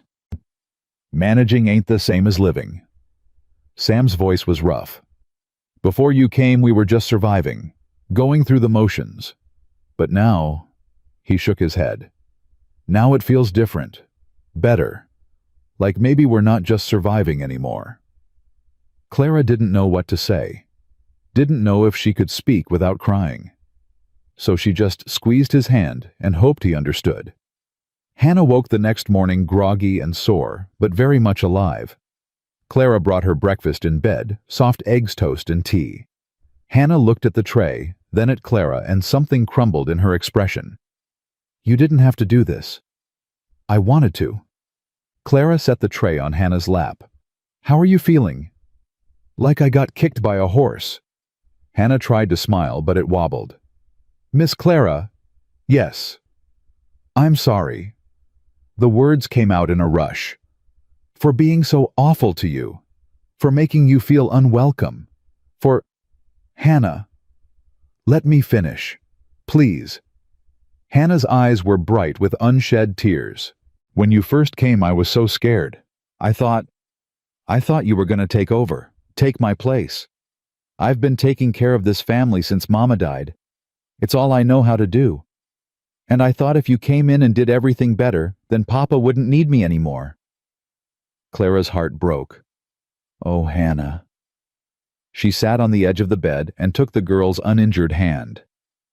That's not how it works. Your father will always need you. You're his daughter. Nothing can change that. But you do everything better than me. Hannah's voice cracked. The cooking, the cleaning, taking care of Grace and Lily. I've been trying so hard for 3 years, and you just came in and... Stop. Clara's voice was firm but gentle. Hannah, listen to me. You've been doing a job that most grown women couldn't handle. You've been mother and sister and helper all at once, and you've been doing it since you were 9 years old. That's not something to be ashamed of. That's something to be proud of. Then why does it feel like I failed? Because you're 12. Clara squeezed her hand. You're not supposed to carry this weight alone. Nobody is. And asking for help, accepting help, isn't failure. It's wisdom. Hannah stared at her for a long moment. Then slowly she started to cry. Not the angry tears Clara had seen before. These were different, deeper. The tears of a child who'd been holding everything together for too long and finally felt safe enough to let go. Clara gathered her into her arms, careful of the injured arm, and held her while she sobbed. "It's okay," she murmured. "I've got you. It's okay. I miss Mama." The words were muffled against Clara's shoulder. "I miss her so much." "I know, sweetheart. I know. And I was so scared yesterday. I thought I was gonna die, and all I could think about was that I'd never told you I was sorry. That I'd been so mean, and you'd been so nice, and I never even—" "Shh." Clara stroked her hair. "You're here now.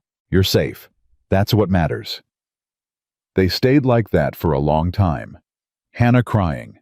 Clara holding her, both of them letting walls crumble that had been standing too long. When Hannah finally pulled back, her face was blotchy and her eyes were red, but something in her expression had changed. "Miss Clara." "Yes." "Thank you." Hannah's voice was small but steady. "For everything." Clara smiled and wiped a tear from Hannah's cheek. "You're welcome, sweetheart. Now eat your breakfast before it gets cold." Hannah picked up her fork. Then she paused. "Miss Clara." "Yes." Maybe I could help you in the kitchen sometime. When my arm's better. I mean, you don't have to teach me or anything, but I thought I'd love that." Clara's heart swelled. "I'd really love that." For the first time since Clara had arrived, Hannah smiled at her. A real smile, warm and genuine. "Okay." Hannah ducked her head, suddenly shy. "Okay, good." Clara left her to her breakfast and closed the door softly behind her. In the hallway she found Sam waiting. "How is she?" he asked. "Better." Clara smiled. "Much better." Something flickered in Sam's eyes. "Clara, I need to tell you something." "What is it?" He took a breath. "I went into town again this morning to check on some things." "What things?" "Crane things." Sam's jaw tightened. "I talked to Sheriff Hayes. Turns out Crane's been busy since his visit here. He's been spreading lies about you in town, saying you're a thief, that you stole money from his agency and ran off." Clara's stomach dropped. "What?" "It's all nonsense, of course. Hayes knows it. Everyone who matters knows it. But Crane's been putting pressure on the judge, filing papers, making noise about taking you to court." "Can he do that?" "He can try." Sam's voice was hard. "But he won't succeed. Hayes showed me the papers Crane filed. They're full of holes, dates that don't match up, claims that can't be verified. The judge took one look and threw the whole thing out." Relief flooded through Clara. "So it's over." "Not quite." Sam hesitated. "There's more." "More." "Crane's leaving town, packing up his whole operation and heading somewhere else. California, maybe. Somewhere nobody knows his name or his reputation." Clara blinked. "He's leaving?" "Hayes made it clear he wasn't welcome here anymore. Said if Crane didn't leave voluntarily, he'd find reasons to make him leave." Sam almost smiled. "Turns out a lot of people in Bitter Creek have stories about Crane. Women he's cheated, men he's swindled. Once Hayes started digging, it all came pouring out." Clara sat down heavily on the nearest chair. Her legs wouldn't hold her anymore. "It's really over," she whispered. "It's really over." Sam crouched down in front of her, taking her hands. "You're free, Clara. No debts, no contracts, no men coming after you in the night. You can go anywhere you want, do anything you want." Clara looked at him. At this man who'd saved her life, given her a home, fought for her when no one else would. What if what I want is to stay right here? Sam's breath caught. Clara, I know it's not proper. I know people will talk. A woman living with a widower and his children, it's not done. But I don't care about proper anymore, Sam. I spent my whole life trying to be proper and respectable, and it got me nothing but heartache. She squeezed his hands, her voice fierce. I want to stay. I want to help raise your daughters. I want to wake up every morning in this house and go to sleep every night, knowing I'm exactly where I belong. If that's not something you want, tell me now, and I'll go. I'll find somewhere else.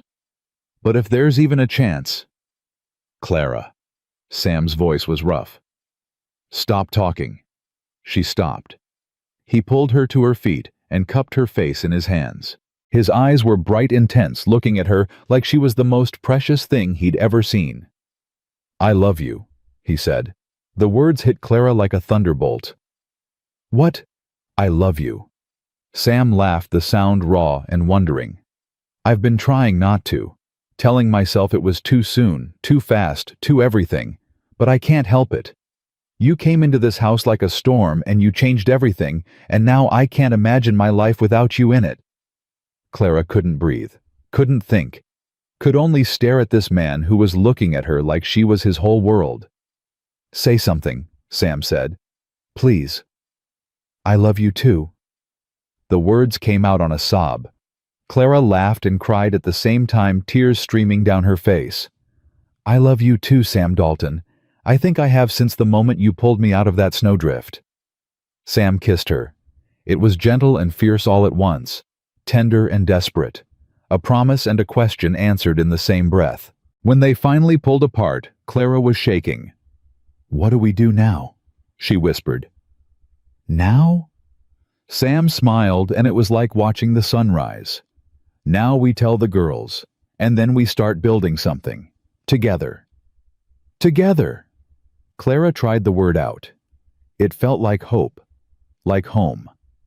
Miss Clara Papa. They turned to find 3 girls standing in the hallway. Hannah was leaning on Grace for support, her injured arm cradled against her chest. Lily was bouncing on her toes, barely containing her excitement. Are you getting married? Lily demanded. Because if you're getting married, I want to be the flower girl. Grace can draw the invitations, and Hannah can... Lily. Hannah's voice was exasperated, but she was smiling. Let them answer first. Sam looked at Clara. Clara looked at Sam.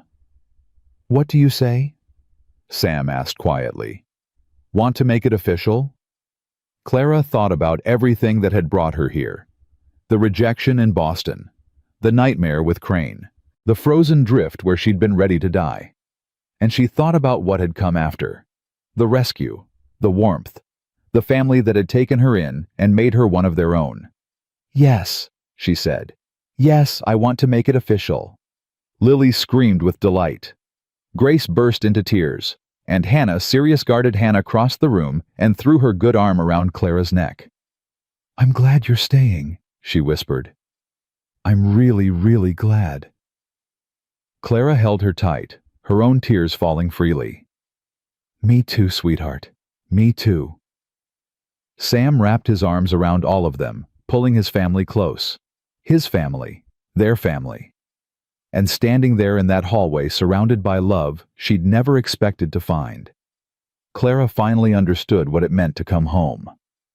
The news spread through Bitter Creek like wildfire. Sam Dalton was marrying the mail-order bride who'd been left to die in a snowdrift. The one Virgil Crane had tried to sell to Otis Burke. The one who'd fired a rifle at 2 grown men and hadn't flinched. Some folks thought it was romantic. Others thought Sam had lost his mind.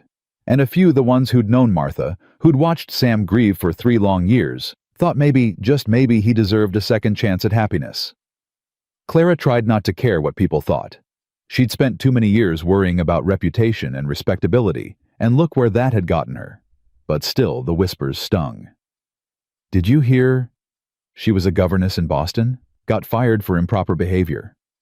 I heard she stole money from Crane's agency. That's why she ran. Poor Sam. Taking in strays like he don't have enough on his plate. Clara heard it all, In the general store when she went for supplies. At church on Sunday morning. In the sidelong glances of women who should have known better. She held her head high and pretended it didn't hurt. But it did. One afternoon, about a week after Sam's proposal, Clara was in the general store picking up flour and sugar when she heard her name. "That's her," a woman's voice said, not quite quiet enough. "The Whitmore woman. Can you believe Sam Dalton's actually going to marry her?" "Desperate, I suppose," another voice replied. "3 girls to raise and no wife. He probably would have married anyone who walked through the door." Clara's hands tightened on the bag of flour. She wanted to turn around, wanted to confront them, wanted to tell them they didn't know anything about her or Sam or what they'd built together. But she didn't. She paid for her supplies and walked out with her back straight and her eyes burning. Sam was waiting outside with the wagon. He took one look at her face, and his expression darkened. "What happened?" "Nothing." Clara climbed up beside him. "Just people talking." "What kind of talking?" "The kind that doesn't matter." She forced a smile. "Let's go home." Sam didn't push. He clicked his tongue at the horses, and they started moving. But Clara could see his jaw working, could see the anger simmering just beneath the surface. That night, after the girls were in bed, Sam found Clara on the porch. She was sitting in the rocking chair wrapped in a shawl against the cold, staring out at nothing. "Tell me," Sam said. Clara sighed. "It's not worth. It is to me." He sat down beside her. "Clara, I can't fight battles I don't know about." She was quiet for a long moment. Then slowly she told him. The whispers in the store, the cruel words, the way people looked at her like she was something to be pitied or scorned. Sam listened without interrupting.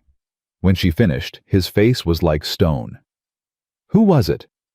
"It doesn't matter." "It matters to me." "Sam." Clara reached for his hand. "I don't want you fighting my battles. I don't need you to defend my honor. I just need you to be here. With me. That's enough." Sam's jaw tightened. "It's not enough. Those people don't know you. They don't know what you've been through. They don't know, and they don't need to." Clara squeezed his hand. "Sam, I've been gossiped about before. In Boston, after Mr. Wells spread his lies, I couldn't walk down the street without people whispering. I learned then that you can't control what people say. You can only control how you respond." "And how do you respond?" Clara smiled, though it didn't quite reach her eyes. "By living well. By being happy. By showing them that their words have no power over me." Sam was quiet for a long moment. Then he lifted her hand and pressed a kiss to her knuckles. "You're stronger than anyone I've ever known," he said softly. "I don't feel strong." "That's what makes you strong." His eyes met hers. "Clara, I don't care what anyone in that town thinks. I don't care if they never accept you. All I care about is you. You and the girls. That's my whole world." Clara felt tears prick her eyes. "Sam, I love you." He said it simply, like it was the most obvious thing in the world.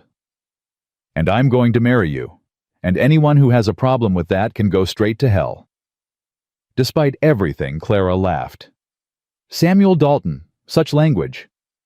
"I've got worse." He grinned, and for a moment he looked younger, lighter. "Want to hear it?" "Maybe later." They sat together in the darkness, hands intertwined, and Clara felt some of the weight lift from her shoulders. The whispers would continue. The gossip wouldn't stop. But she had Sam. She had the girls. She had a family. That was worth more than any reputation. February arrived with a fresh blanket of snow and a letter from Boston. Clara's hands trembled as she opened it. The return address was unfamiliar, but the handwriting inside made her gasp. "What is it?" Sam looked up from his breakfast. "Clara, you're white as a sheet." "It's from Mrs. Chen." Clara sank into a chair. "The woman who ran the boarding house where I stayed. She was the only person in Boston who was kind to me after everything. What does she say? Clara's eyes scanned the page. Her breath caught.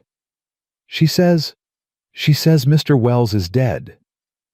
Sam went still. The man who... Yes.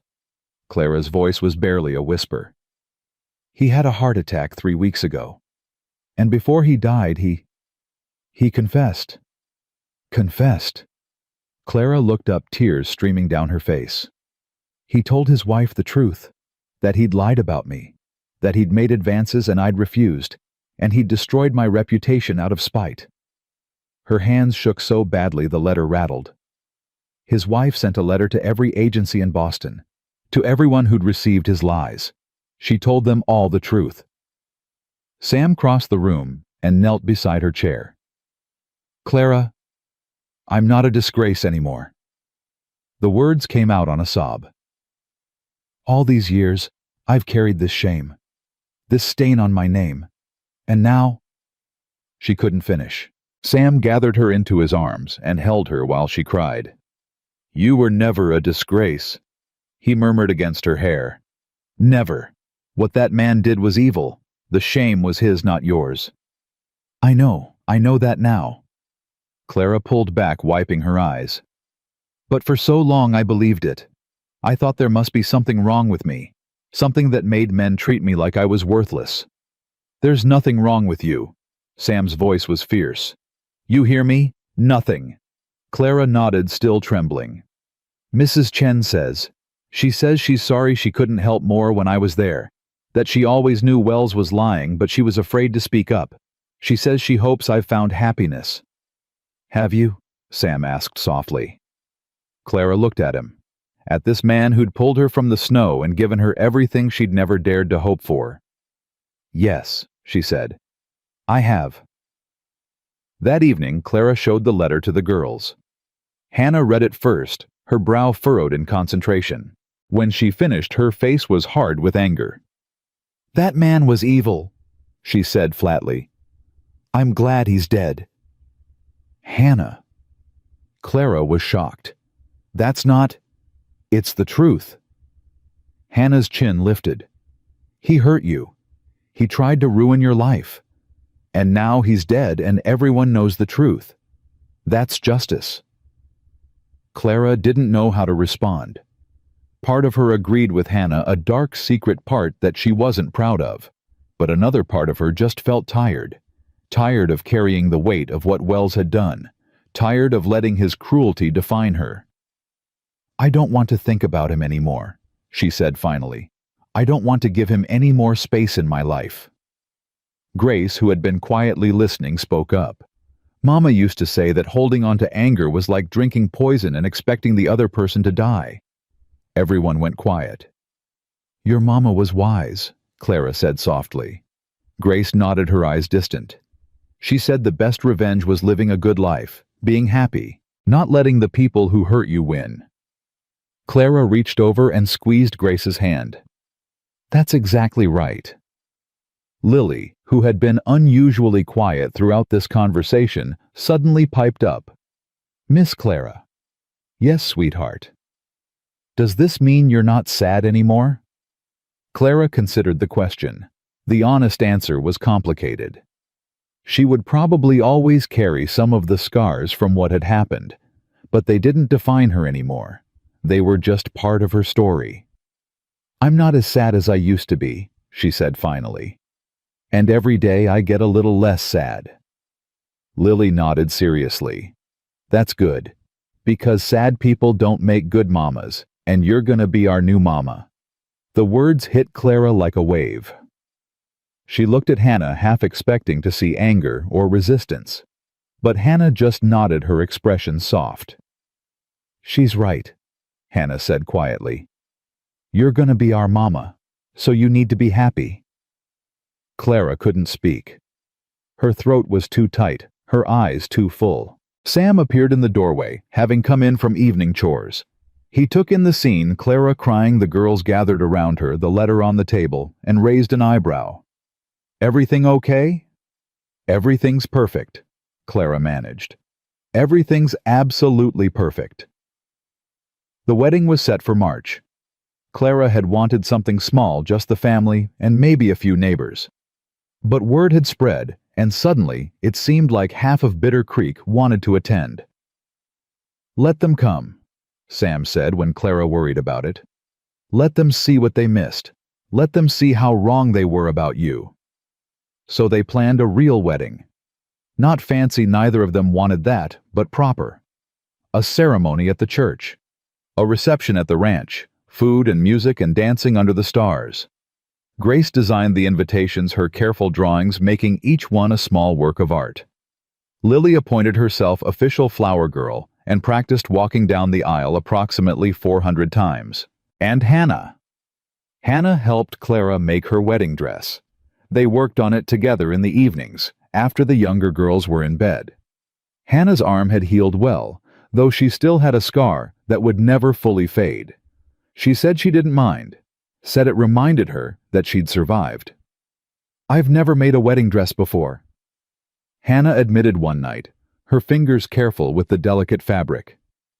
"Neither have I," Clara smiled. "We'll figure it out together." Like everything else? Like everything else. They worked in comfortable silence for a while. Then Hannah said quietly, "Miss Clara. You can just call me Clara now, you know." Or, Clara hesitated. Or whatever feels right. Hannah was quiet for a long moment. When she spoke, her voice was very small. "Can I call you Mama? Not to replace my real Mama, but because I want to. Because you feel like a mama to me now." Clara's hand stilled on the fabric. "Hannah." Her voice broke. "I would be honored, truly honored." Hannah ducked her head, but not before Clara saw the tears in her eyes. "Good," Hannah said gruffly. "Because Lily's been calling you Mama for weeks already, and I didn't want to be the only one still saying Miss Clara." Clara laughed, the sound wet with tears. "You could never be the only one of anything. You're Hannah Dalton. You're extraordinary." "I'm not."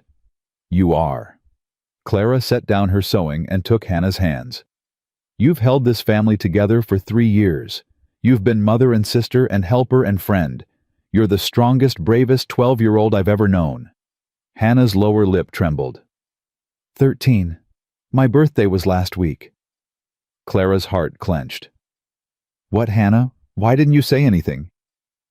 Hannah shrugged, trying to look casual and failing. There was too much going on. With the wedding planning and everything, it didn't seem important. "Your birthday is always important." Clara stood up abruptly. Sam, come here." Sam appeared in the doorway, looking alarmed. "What's wrong?" "Hannah turned 13 last week, and nobody celebrated." Sam's face went pale. "Hannah, sweetheart, I'm so sorry. With everything that's been happening, I completely—" "It's okay, Papa." Hannah's voice was small. "Really, it doesn't matter." "It matters." Clara's voice was firm. "Sam, we're having a birthday dinner. Tomorrow. A proper one." "Clara, you don't have to." "I want to." Clara crouched down beside Hannah's chair. "Every birthday matters. Every milestone. And I'm sorry we missed yours, but we're going to make it up to you. Starting now." Hannah looked between Clara and her father, her eyes bright with unshed tears. "You really don't have to." "We want to," Sam said. "Clara's right. We should have remembered. I should have remembered." "Papa." "No." Sam crossed the room and pulled his daughter into a hug. "You've been taking care of us for so long, we forgot to take care of you. That stops now." Hannah buried her face in her father's chest, and Clara saw her shoulders shake with silent sobs. But these weren't sad tears. These were the tears of a girl who'd been strong for too long, finally letting someone else be strong for her. Clara put her arms around both of them, and they stood there together holding each other up. A family. Her family. The birthday dinner was a revelation. Clara made all of Hannah's favorite foods, fried chicken, mashed potatoes, biscuits with honey butter, and a chocolate cake that took her 3 tries to get right. Lily decorated the table with drawings and wildflowers she'd picked from near the barn. Grace had created a beautiful card with a portrait of Hannah that was so lifelike it made everyone gasp. And Sam gave Hannah a gift that made her cry all over again. "This was your mama's," he said, pressing a small velvet box into her hands. "She wanted you to have it when you were old enough." Inside was a delicate gold locket. When Hannah opened it, she found 2 tiny portraits, one of Martha and one of the whole family, including Clara. "Papa," Hannah's voice was barely a whisper, "where did you get the picture of all of us? Had it made in town last week." Sam's voice was gruff with emotion. "The photographer said he could fit everyone in if we squished together tight." Clara remembered that day. Sam had insisted they all dress up and go to town for what he'd called important business. She hadn't known what he was planning. "There's room for more pictures," Sam continued, "when we add to the family. If we add to the family." Hannah looked at Clara, then back at her father, understanding dawning in her eyes. "Papa, are you saying—" "I'm saying your mama would want you to have room for everyone you love in that locket, including Clara, including anyone else who might come along." Hannah clutched the locket to her chest, tears streaming down her face. "Thank you," she whispered. "Thank you, Papa. Thank you, Mama." It took Clara a moment to realize Hannah was talking to her. Mama. The word wrapped around her heart and squeezed tight. "You're welcome, sweetheart," Clara managed. "You're so welcome." The week before the wedding, Clara received another visitor. She was in the kitchen up to her elbows in bread dough when she heard a horse in the yard. Sam was in the north pasture. The girls were doing their lessons in the sitting room, and Clara's heart seized with sudden fear. What if it was Crane? What if he'd come back? But when she wiped her hands and went to the window, she saw a woman dismounting. Middle-aged, well-dressed, with an air of quiet authority. Clara didn't recognize her. She opened the door cautiously. "Can I help you?" The woman turned, and Clara saw that her eyes were red-rimmed like she'd been crying. "Are you Clara Whitmore?" the woman asked. "Yes. Who are you?" The woman took a deep breath. "My name is Margaret Wells. I was Edward Wells's wife." Clara felt the blood drain from her face. "I know I have no right to come here," Mrs. Wells continued quickly. "I know you must hate me, hate my family, and you'd be right to. But I needed to tell you myself how sorry I am for what my husband did, for what I let him do." Clara couldn't speak, couldn't move, could only stare at this woman who represented everything she'd run from. "I knew," Mrs. Wells said, her voice breaking. "I knew he was lying about you. I saw how he looked at you. I heard the things he said when he thought I wasn't listening. And I did nothing. I was too afraid, too ashamed, too—" She stopped, pressing a hand to her mouth. Clara found her voice. "Why are you here?" "Because my husband is dead, and I finally have the courage I should have had years ago." Mrs. Wells reached into her bag and pulled out an envelope. "This is for you. It's not much. My husband left debts, and there's not much left after everything was settled. But it's something. For the pain he caused you. For the years you lost." Clara looked at the envelope but didn't take it. "I don't want your money. Please." Mrs. Wells's voice was desperate. "I need to do something. I need to make this right somehow. I know I can't undo what happened, but I can't live with myself if I don't try." Clara looked at this woman, this stranger, who carried her own burden of guilt and shame, and felt something unexpected. Pity. "Mrs. Wells," Clara said slowly, "I don't hate you. I don't hate your husband either. Not anymore." Mrs. Wells's eyes widened. "How can you not, after what he did?" "Because hatred is a poison." Clara thought of Grace's words of Martha's wisdom passed down through her daughter. And I've spent too long drinking it." She took a step closer. "Your husband hurt me. He nearly destroyed my life. But he also, in a strange way, led me here. To this place. To this family. To the happiest I've ever been." Mrs. Wells stared at her. "You're getting married. I heard." "Yes, to a good man. A kind man. A man who pulled me out of a snowdrift and gave me a second chance." "Then something good came from all this pain." "Something did." Clara reached out and took the envelope, not because she needed the money, but because she understood that Mrs. Wells needed to give it. "Thank you for coming all this way, for telling me the truth." Mrs. Wells' shoulders sagged with relief. "Thank you for listening, for not hating me. I have better things to do with my life than hate people." Clara almost smiled. "I have a wedding to plan, children to raise, a future to build." Mrs. Wells nodded, tears streaming down her face. "I hope you find every happiness, Miss Whitmore. I truly do." "I already have." Clara watched her ride away, the envelope still in her hands. When Sam came home that evening, she told him everything. About Mrs. Wells's visit. About the money. About the strange peace she'd found in forgiving a dead man and his guilty wife. Sam listened without interrupting. When she finished, he pulled her close. "You're remarkable," he murmured. "You know that. I'm just trying to live well." Clara rested her head against his chest. "Like Grace said, the best revenge is happiness."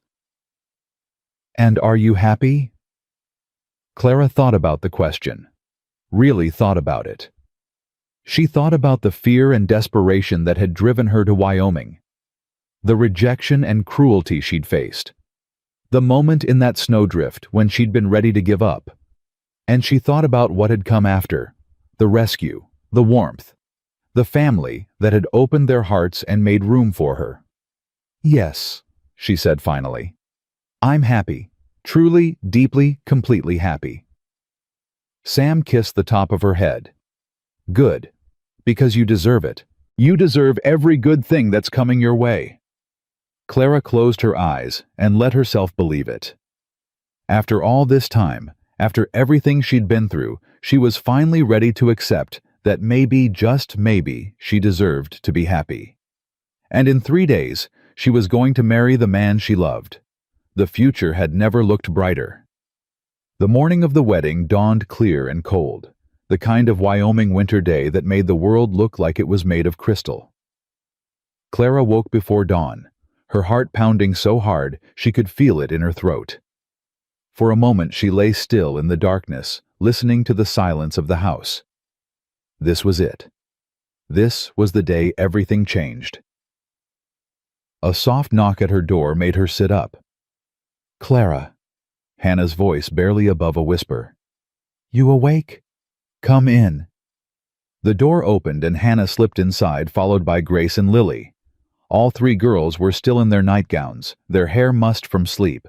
"We couldn't wait," Lily announced, bouncing onto the bed. "It's your wedding day. You're gonna be our mama for real." "Lily, shh." Hannah climbed up beside her. "You'll wake the whole territory." "I don't care, it's a happy day." Clara laughed, pulling all 3 girls close. "It is a happy day, the happiest day." Grace snuggled against her side. "Are you nervous?" "A little." Clara stroked her hair. "But mostly, I'm just grateful. Grateful for your father. Grateful for this family. Grateful that I get to be part of it." "You've been part of it for a while now," Hannah said quietly. "The wedding just makes it official." Clara's throat tightened. 2 months ago, Hannah had barely been able to look at her without suspicion. Now here she was, curled up in Clara's bed on her wedding morning, calling her part of the family. Some miracles happened slowly, Clara thought. One small moment at a time. "We brought you something," Grace said shyly. She pulled a small package from behind her back. "We made it together, all 3 of us." Clara unwrapped the package carefully. Inside was a handkerchief, beautifully embroidered with tiny flowers, and the letters CD intertwined with SD. Hannah did the letters, Lily said proudly. Grace drew the flowers, and I picked the colors. You also poked yourself with the needle about 100 times, Hannah added. I was helping. Clara traced the delicate stitching with her finger, her vision blurred with tears. It's beautiful, she whispered. It's the most beautiful thing I've ever seen. It's for luck, Grace explained. Mama had one when she married Papa. Grandma made it for her. We thought you should have one too. Clara pulled all three girls into a fierce hug. Thank you so much. Don't cry, Lily protested, squirming. You'll get your face all puffy for the wedding. Clara laughed through her tears. You're right, no more crying. At least not until the ceremony, Hannah said with a small smile. Then you're allowed. The girls helped Clara dress. Hannah did her hair, braiding it into an elaborate style that Martha had worn on her own wedding day. Grace had drawn a small portrait of Clara in her wedding dress, which she presented shyly, and which made Clara cry all over again. And Lily supervised everything, offering commentary and opinions that nobody had asked for. You look like a princess, Lily declared when they were finished. The prettiest princess in all of Wyoming. Wyoming doesn't have princesses, dummy, Hannah said. Then she's the first one. Clara looked at herself in the mirror. The dress she and Hannah had made together fit perfectly simple white cotton with delicate lace at the collar and cuffs. Her hair was swept up. Her cheeks flushed, her eyes bright. She looked like a bride. More than that, she looked happy. Are you ready? Hannah asked softly. Clara took a deep breath. I'm ready. The church was packed. Clara hadn't expected so many people. When she'd first arrived in Bitter Creek, she'd been invisible, just another failed mail-order bride destined to be forgotten. Now it seemed like half the town had turned out to watch her marry Sam Dalton. Some faces were friendly. The Thorntons from the neighboring ranch, Sheriff Hayes and his wife, the doctor who'd stitched up Hannah's arm. They smiled at Clara as she passed, their expressions warm and welcoming. Other faces were less friendly. The women who'd whispered about her in the general store. The men who'd believed Crane's lies. They watched with narrow eyes, probably expecting the wedding to be as much of a disaster as Clara's arrival had been. Clara held her head high and walked past them all. Sam was waiting at the altar. He wore his best suit, the one he'd worn to Martha's funeral, he'd told her, but he wanted to make new memories in it now. His hair was combed. His beard trimmed, his boots polished to a shine. But it was his face that made Clara's heart stop. He was looking at her like she was the most beautiful thing he'd ever seen. Like she was everything he'd ever wanted and hadn't dared to hope for. Like she was home. Clara walked down the aisle on trembling legs. The girls had gone before her. Lily scattering flower petals, with more enthusiasm than precision, Grace and Hannah walking solemnly behind. When Clara reached the altar, Sam took her hands. His fingers were warm and steady, anchoring her to the earth. You look beautiful, he murmured. You clean up pretty well yourself. He smiled, and Clara felt the last of her nervousness melt away. This was right. This was where she was meant to be. The preacher began speaking, but Clara barely heard the words. She was too focused on Sam's face, on the way his eyes never left hers, on the solid warmth of his hands holding hers. Do you, Samuel Dalton, take this woman to be your lawfully wedded wife, to have and to hold from this day forward, for better or for worse, for richer or for poorer, in sickness and in health, to love and to cherish, until death do you part? I do. Sam's voice was strong, certain. I absolutely do. And do you, Clara Jane Whitmore, take this man to be your lawfully wedded husband? To have and to hold from this day forward, for better or for worse, for richer or for poorer, in sickness and in health, to love and to cherish, until death do you part? Clara opened her mouth to answer, but for a moment, no sound came out. She thought about everything that had led her to this moment. The years of loneliness in Boston. The desperate decision to become a mail-order bride. The rejection and humiliation. The snowdrift where she'd been ready to die. And then Sam's voice cutting through the darkness. "Get up. You're coming home." "I do," Clara said, and her voice rang clear through the church. "I do." "Then by the power vested in me, I pronounce you husband and wife." The preacher smiled. "Sam, you may kiss your bride." Sam pulled her close and kissed her, and the church erupted in cheers and applause. When they finally broke apart, Clara was laughing and crying at the same time. Sam's eyes were suspiciously bright too. "Hello, Mrs. Dalton," he said softly. "Hello, Mr. Dalton?" Behind them, Lily's voice rang out over the crowd. "They're married now. That means Clara's our mama forever and ever." "Lily?" Hannah hissed. "Be quiet." "I don't want to be quiet. I'm happy." Clara turned and opened her arms. All three girls rushed into them, and suddenly she was holding her family, her whole family, while the town of Bitter Creek watched. Some of the faces that had been suspicious before looked different now, softer, like maybe they were starting to understand that Clara wasn't what the gossips had painted her to be. But Clara didn't care about them anymore. She had Sam, she had her daughters, she had a home. That was all she'd ever wanted. That was everything. The reception was held at the ranch. Tables had been set up in the barn, which had been cleaned and decorated with ribbons and winter greenery.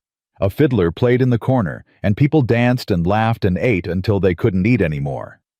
Clara danced with Sam first. He held her close, his hand warm on her back, and they swayed together while everyone watched. "How does it feel?" he asked quietly. "Being a married woman. Different." Clara smiled up at him. "Good different. Like I finally fit somewhere." "You fit here." Sam pulled her closer. "You fit here since the moment I pulled you out of that snowdrift." "I didn't feel like I fit, not at first. Neither did I after Martha died." Sam's voice was soft. "Felt like a piece of me was missing, like I was just going through the motions waiting for something, but not knowing what." He tilted her chin up, making her meet his eyes. "Then you came, and suddenly I wasn't waiting anymore." Clara stretched up and kissed him right there in front of everyone. When she pulled back, she saw Hannah watching them from across the barn. The girl was smiling, really smiling, in a way Clara had never seen before. "Your daughter's watching," Clara murmured. "Our daughter," Sam corrected. "They're all ours now. Our daughter. Our daughters." Clara had to blink back tears again. Later, Clara found herself sitting with the girls while Sam talked to some of the ranchers about spring planting. "Mama," Lily tugged at her sleeve. "Can I ask you something?" The word still sent a jolt through Clara's heart. Mama. She didn't think she'd ever get used to it. "Of course, sweetheart." "Are you gonna have babies?"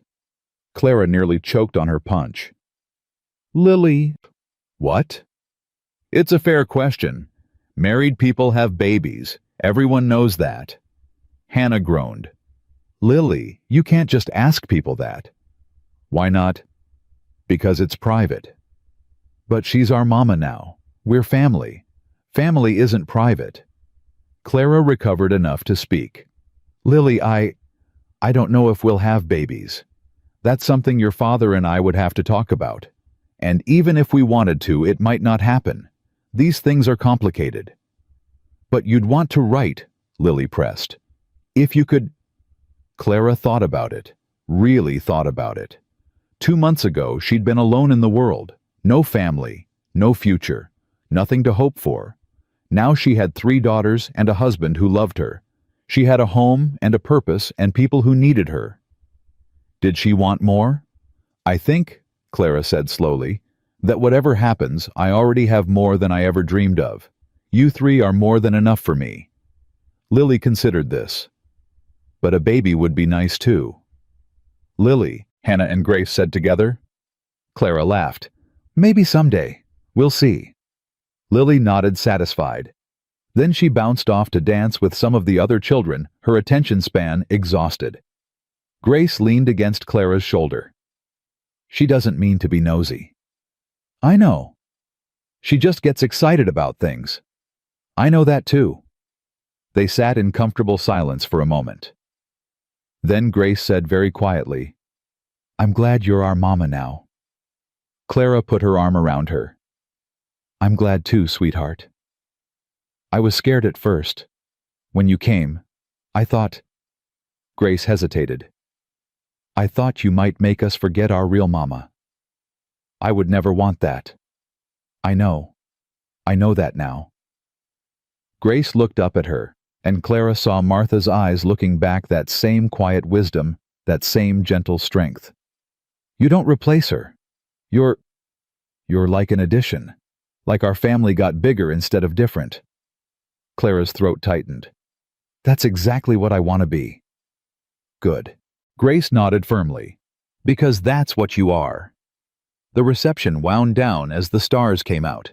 Guests said their goodbyes and headed home, their voices fading into the winter night. The fiddler packed up his instrument. The leftover food was stored away. Finally, it was just the five of them, Sam, Clara, and their three daughters, standing in the yard, looking up at the sky. It's late, Sam said. You girls should be in bed. But Papa, Lily started. No buts. You've had enough excitement for one day. Lily grumbled, but didn't argue. She hugged Clara fiercely, then Sam, then ran toward the house with Grace following behind. Hannah lingered. Thank you, she said quietly. For what? Clara asked. For everything. For coming here. For staying. For... Hannah struggled for words. For loving us, even when I made it hard.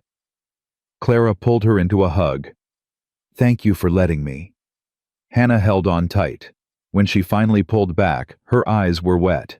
I'm gonna go make sure Lily actually goes to bed instead of hiding under the covers with a book. Good idea. Hannah started toward the house, then paused and looked back. Mama? Clara's heart swelled. Yes, I love you. The words hung in the cold air, precious and perfect. I love you too, Hannah. So much. Hannah nodded once, then disappeared inside. Clara and Sam stood alone in the yard, the silence of the winter night wrapped around them like a blanket. You did it, Sam said softly. Did what? Won them over. All three of them. He shook his head in wonder. Do you know how many people have tried to get Hannah to warm up since Martha died? Teachers, neighbors, even my own mother, God rest her soul. None of them could crack that shell. She just needed time, Clara said, and patience, and someone who wasn't trying to replace what she'd lost. She needed you. Sam took her hand.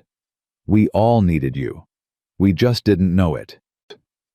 Clara leaned against him, looking up at the stars. I needed you too. More than you know. I think I know. Do you? Sam turned her to face him. Clara, when I found you in that drift, you were half dead and completely alone. And even then, even when you had nothing and no one, there was something in you that refused to give up. Something strong and bright and beautiful. His hand cupped her cheek. I saw that something and I thought this woman is going to change everything. I just didn't know how right I was. Clara kissed him. Not the gentle kiss from the ceremony, but something deeper. A promise. A vow. When they broke apart, Sam was smiling. Welcome home, Mrs. Dalton. I've been home for a while now, Clara said. It just took me a little time to realize it. Spring came early that year. The snow melted, the creeks ran high, and the ranch came alive with new growth. Calves were born, crops were planted. Life went on as it always did, with all its joys and sorrows and ordinary miracles. Clara settled into her role as wife and mother with a contentment she'd never known was possible. She cooked and cleaned and mended clothes. She helped Hannah with her studies and encouraged Grace's art and tried to keep up with Lily's endless energy. She learned to ride a horse badly at first, but better with practice. She learned the rhythms of ranch life, the seasons and cycles that governed everything. And every night, she fell asleep beside Sam, grateful beyond words for the life they'd built together. One evening in late April, Clara sat on the porch watching the sunset. The girls were doing their chores, their voices carrying across the yard. Sam was in the barn finishing up the day's work. Clara put her hand on her stomach and smiled. She hadn't told anyone yet. Not even Sam. She wanted to be sure first. Wanted to savor the secret a little longer. But she was sure now. Sure as she'd ever been of anything. A new life was growing inside her. A new member of their family. The future had never looked brighter. Clara. Sam's voice made her look up. He was walking toward her, his hat in his hands, his face soft with the evening light. You okay? You look like you're a million miles away. I'm right here, Clara said. Exactly where I want to be. Sam sat down beside her and took her hand. They watched the sun sink below the horizon together, the sky turning from gold to pink to purple. Sam. Yeah. I have something to tell you. He turned to look at her concern flickering across his face. What is it? Clara took his hand and placed it on her stomach.